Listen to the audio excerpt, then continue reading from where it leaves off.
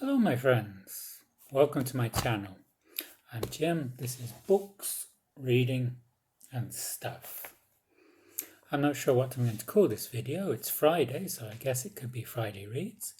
Could be Coffeeklatch. This is Anne Novella's idea of having coffee and talking, although I tend to drink tea. I do have some coffees. This is Jacob's, not Nestle, Nescafe. Nestle is an evil corporation, you can Google it. Or maybe my January wrap-up. On my January TBR, I had 9 books. I had foolishly set my Goodreads goal as 100 books in the year. I've never read more than 79 books in a year, so this is very ambitious. I'm currently 1 book behind. I've finished 6 books this month. Only 3 within the TBR. I'll look through the books on the TBR. First on the TBR was Dangerous Liaisons. This was the book for Classics and Company, the project of Anne Novella and Micah Cummins, to read 8 classics through the year. And the first was Dangerous Liaisons. I put out a 1-minute review of this. It was clever, but I found it overlong. It's about these 2 libertines who are playing games with the people in their circle. Very dangerous game. Second on my TBR was The Poppy War by R F Kuang. This was very intense. This was a 5-star read for me. I don't know yet if I'll be reading the rest of the series. It depends if I can find them cheaply. I'm also interested in her books, Babel and Yellowface. We shall see. I don't like committing myself to fantasy series, which is why I've been avoiding fantasy for a while, but this month I had 3 fantasy books on my TBR. I haven't put up a review for The Poppy War yet. It was very intense and there were lots of difficult scenes. Rebecca Kuang wrote it when she was just 21. Third on my list was Vicious by V E Schwab. I haven't started this yet. Last year, The Invisible Life of Addie LaRue was my 3rd favourite read. Again, this is another fantasy book. There's a lot of fantasy creeping into my TBRs. 4th, I have The Blind Assassin. I've started this. This is a reread. It's by Margaret Atwood.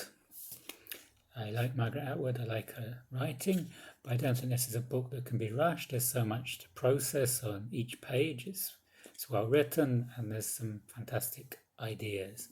The Blind Assassin of the title, these slaves who trained to make carpets as children, and the close work makes them blind, and once they've become blind they can find lucrative work as assassins because they can work in the dark and they can work very quietly and get into small places because they're still children.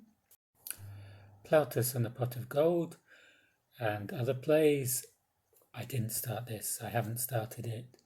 Maybe next month. This is very much outside my comfort zone. Dangerous Liaison was outside my comfort zone, being an epistolary novel and being before 1800. This is way before 1800. This is Plautus lived from 254 to 184 BC, so I have to be in the right frame of mind to start this one. I did start Stalin and the Court of the Red Tsar by Simon Sebag Montefiore. I read and enjoyed his earlier work, Young Stalin. I'm only into the first couple of chapters of Stalin and the Red Tsar. I'm not currently reading it, but I have started it and I intend to continue with it at some point. There are lots of contradictions in my reading at the moment. I say I don't want to commit to fantasy series, but this is Jim Butcher's Stormfront, which I read 2 years ago. Last year I read Full Moon, and now I've started Grave Peril, and I'll probably finish it by the end of the month. These are the Dresden Files. It's a whole series of books about this wizard detective in Chicago called Harry Dresden. think I find this Harry a lot more intriguing than another certain Harry. The other Harry, this one, I DNF'd, and with the third book I didn't really get into the character. He didn't seem to develop much. Then I had 2 NetGalley ARCs on my TBR. There was Read to Death at the Lakeside Library by Holly Danvers, which I haven't started yet, and Adventures in Space, which I finished yesterday. This was a collection of 13 short stories, science fiction stories about space exploration. It was a solid collection. The authors were a mix of Chinese and English writers. There were 2 standout stories for me. There was The Race for Arcadia by Alex Schwartzman. This was about a race to a new planet, Arcadia, and it's a race between the Americans, the Indians, and the Russians. And the lightest craft has the advantage, so the Russians just send 1 man in a spacecraft. The spacecraft is called Yuri Gagarin, and the man they send has terminal cancer, and so it's like a suicide mission, but they want to be the first. The planet had already been explored by drones, Chinese drones, and it was an interesting read. The other one that stood out for me was the Seeds of Mercury. This is by Wang Jingkang. This was about a Chinese scientist who had developed this non-carbon-based life form and had sent it to Mercury to evolve.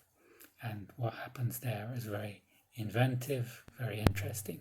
A carbon-based life form on Mercury would, of course, frazzle up because the temperatures on Mercury are far too hot for anything carbon-based.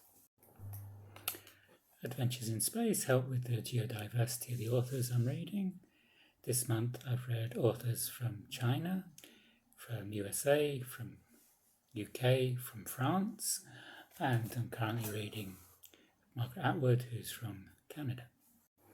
There were 3 books I've read which were not on my TBR.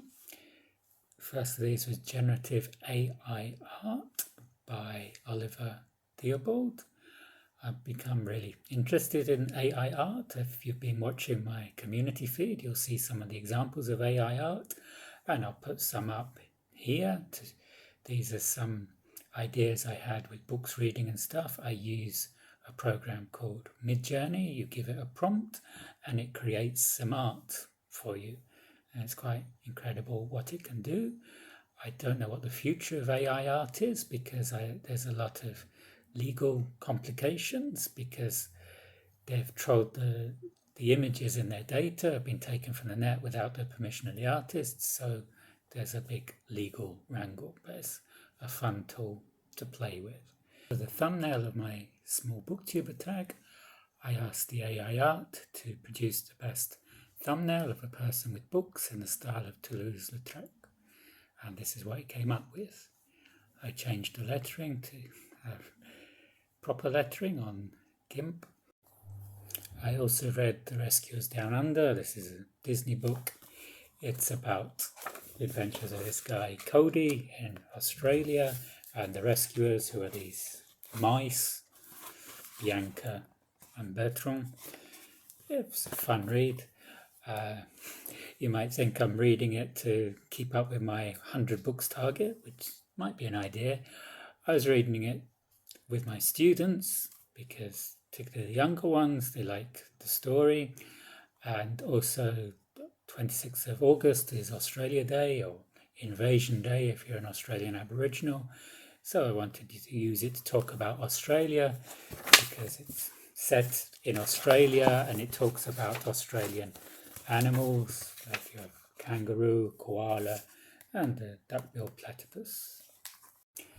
And also I read Fluent Forever by Gabriel Weiner, a polyglot from Chicago. It's about language learning. He's got 3 main ideas for language learning: to thoroughly learn the pronunciation, because there's some sounds we don't hear in other languages. As a child, we can hear them, but we gradually eliminate what we can hear. Like the t sound, there's 20 different t sounds. In Georgian, there are 2. In English, there are 1. I can't detect the difference between the 2 t's. The Japanese have a trouble with r and l, because in Japanese, there's just the 1 sound that's between the 2, so they can't distinguish r from l, but we can, and if we're English speaking. So I'm trying to train my ear to hear the different sounds of Georgian. There's 5 pairs of letters, which to me sound the same, because Georgian has a lot more consonant sounds than English, distinct consonant sounds. English, by contrast, has more vowel sounds. Georgians can't distinguish between a and a. Like cat and cut will be the same for a Georgian. It's interesting how we are trained by the languages that we know. The other 2 things is don't translate. This is difficult. And the third is spaced repetition, using flashcards or using a program like Anki to review periodically what you've learned. And the most effective is to learn something just as you're on the point of forgetting it. If something is difficult to learn, then it's also difficult to forget, apparently. My struggles with Georgian continue. My most viewed video this month in long form was about Spare. I have read Spare. I've got no intention of reading Spare. I found it interesting on Goodreads before it came out. The ratings were mostly 1 star, but now it's been out for a few weeks. Its ratings have got a lot higher. It's interesting people were rating the book without actually reading it.